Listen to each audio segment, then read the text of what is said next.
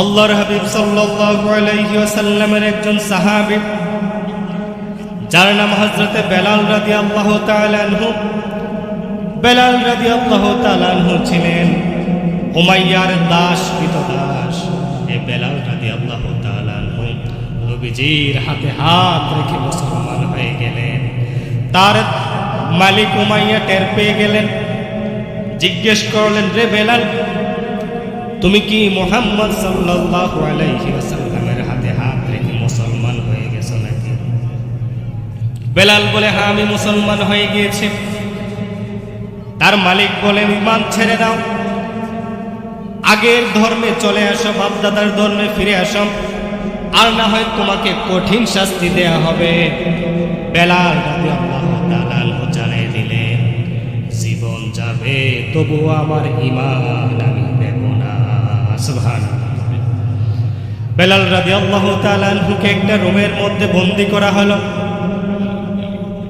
বলা হলো, যতক্ষণ পর্যন্ত ঈমান না ছাড়বা, কালেমা না ছাড়বা, ততক্ষণ পর্যন্ত খাবার দাবার দেওয়া হবে না, পানিও দেওয়া হবে না।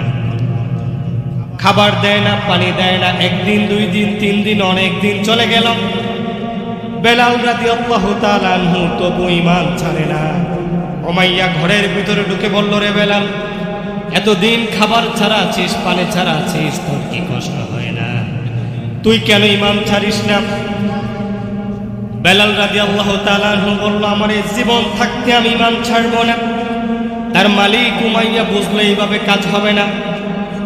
বেলাল রাদিয়াল্লাহু তাআলা আনহু গলার মধ্যে একটা শিকল পেঁচাইয়া মক্কার দুষ্ট ছেলেদের হাতে বেলাল রাদিয়াল্লাহু তাআলা আনহুকে ছেড়ে দিল। মক্কার দুষ্ট ছেলেরা মক্কার অলিতে গলিতে, মরুভূমিতে বেলাল রাদিয়াল্লাহু তাআলা আনহুকে টানা হেঁচড়া করে। আর বলে দেয়া হলো, যদি সে কালেমা ছেড়ে দেয়, যদি সে ঈমান ছেড়ে দেয়, তাহলে তোমরা তাকে ছেড়ে দিবা। কিন্তু সে ঈমান ছাড়ে না। সন্ধ্যা বেলায় গিয়ে দেখে বেলাল ঈমান ছাড়ে না। তার যতই কষ্ট হোক না কেন, সে ঈমান ছাড়তে নারাজ। এরপর দিন দুপুর বেলা করা রোদের মধ্যে বেলাল রাদিয়াল্লাহু তাআলা আনহুকে নিয়ে উমাইয়া একটা পাগলা উটের পায়ের মধ্যে রশি বেঁধে, বেলাল রাদিয়াল্লাহু তাআলা আনহুর পায়ের মধ্যে রশি বেঁধে মরুভূমির মধ্যে ছেড়ে দিলেন। যারা সৌদি আরবে ছিলেন তারা জানেন মরুভূমির কি প্রখর রোদ। পা ফেলা যায় না, পা ঢসকা পড়ে যায়, চলে যায়।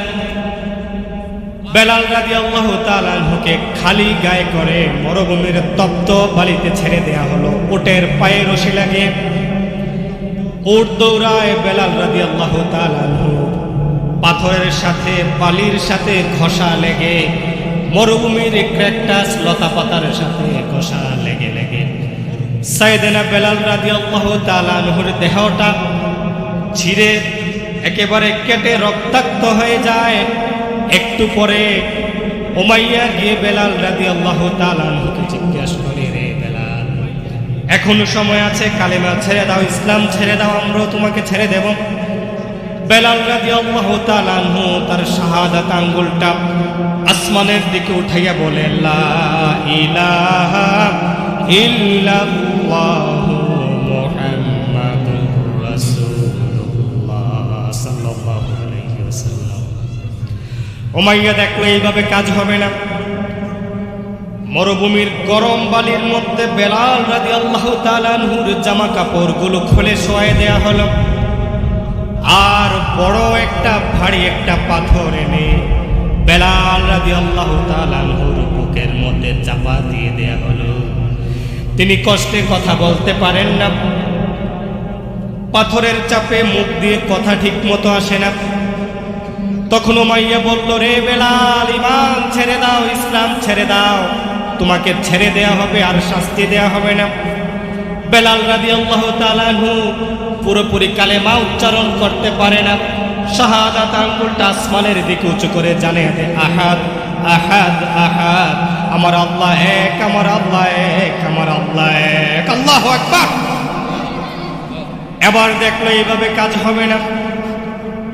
বেলাল রাদিয়াল্লাহু তাআলা আনহুকে আরো শক্ত করে ধরলেন, জিহ্বাটা টান মেরে ধরলেন। জিহ্বাটা টান মেরে ধরে বের করে ফেললেন, বাবলা গাছের কাটা জিহ্বার মধ্যে বসাইয়া দিলেন। ফিনকি দিয়ে রক্তগুলো পড়তে থাকলো। বেলাল রাদিয়াল্লাহু তাআলা আনহুকে বলা হলো, রে বেলাল, ঈমান ছেড়ে দাও, ইসলাম ছেড়ে দাও, আর না হয় তোমার উপরে আরো কঠিন শাস্তি আসবে। বুকের উপরে কঠিন পাথর চাপা দেয়া, বড় পাথর চাপা দেয়া, এইদিকে জিহ্বার মধ্যে কাটা, রক্তগুলো ফিনকি দিয়ে জিহ্বা থেকে পড়ছে। বেলাল রাদিয়াল্লাহু তাআলা ঠিক মতো কথা বলতে পারে না। শাহাদাত আঙ্গুলটা আসমানের দিকে উঠাইয়া ইশারা দিয়ে জানাইয়া দেয়, রে উমাইয়া, যতদিন এই দেহে প্রাণ আছে, এই দেহে যদি এক ফোঁটা রক্তবিন্দু থাকে, তবু আমি ইসলাম থেকে, ঈমান থেকে দূরে যাব না। সুবহানাল্লাহ পড়ে, আল্লাহু আকবার।